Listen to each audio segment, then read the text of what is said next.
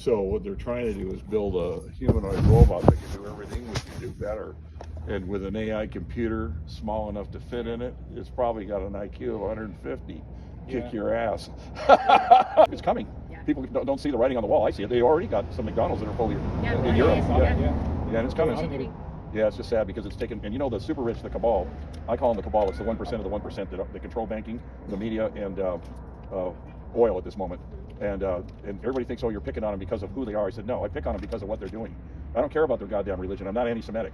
I don't like what they're doing. Yeah, but these people, it's not about their worship of money. It's the idea that it goes back into their religion, because in 600 AD, what was left of the Jews from the time of Jesus were captured and taken up into Babylonian and imprisoned for 75 years. Well, the problem with that is they adopted all of that satanic and pagan beliefs that the Babylonians had. That's why they worship the owl, you know, like the wise old owl. Where do you think that came from? That's where it came from. The other thing is that they thought it was okay in Babylonian to have sex with 3-year-old girls and have homosexual sex with boys up till 9 years old, even if they're not homosexual, you know, and stuff like that, but, and drink young sacrificed kids' blood. People are like, oh, that's all conspiracy. I said, no, look into Babylonian history and you'll find out that this is real, and it actually has medicinal effects. But, you know, who would kill a child just so you could have another year of life? You know, it's sick. But people in ancient times weren't like today, you know. And what happened is they created the Babylonian Talmud. The earlier Talmud was called the Jewish Talmud, but the later one, the Babylonian one, is all sick, has all that sick stuff in it. And what happened is in about 700 AD, when they had freedom, they went up into southern Russia and they converted a bunch of people in and around the Black Sea that used to be called Khazaria. And they ended up taking on the religion. They became very zealot practitioners of the religion. But they don't have actually any genetics from the time of Jesus. They're not the same people at all. There's nothing left of the real Jews from the time of Jesus. And people that do their homework know that Jesus isn't a Jew, because there's one proof, a profound proof, and that is that Jesus, what language did he speak? Aramaic. So he wasn't a Jew, because if he was, he would have spoke Hebrew.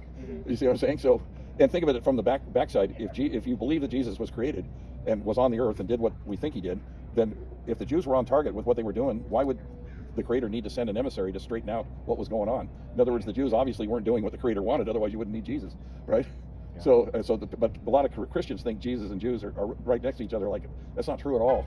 They're quite different, the backgrounds of both, you know. And I'm not trying to hate anybody. I'm not a big fan of any religion, because I'm an agnostic. I believe that Jesus could have existed, but Jesus didn't tell anybody to go write a book about him and call it the Holy Bible. He didn't tell them to go build some churches and collect some money for the word that he gave out for free. Right? Yeah, so that's how I look at it. And I'm not going to throw out the baby with the bathwater, but I'm not a big fan of the Catholic Church. And I was brought up Catholic. And if you look up the history of the Jesuit order, you find out that around 1500 AD in Europe, the Spanish Inquisition was killing anybody that wanted to be a Jew. So they basically said, you either can stay alive and become a Christian, or you can die and be a Jew. And so most of them flipped and became what they call conversos. They converted to Christianity, and it formed the Black Catholic Church in Spain, which later became the Jesuit order. And that's why the Black Pope, as they call him, because they wear black robes. It's not a soul brother. He wears black robes, but they call him the Black Pope. He controls all the money of the Catholic Church. It's kind of interesting. Interesting history, yeah.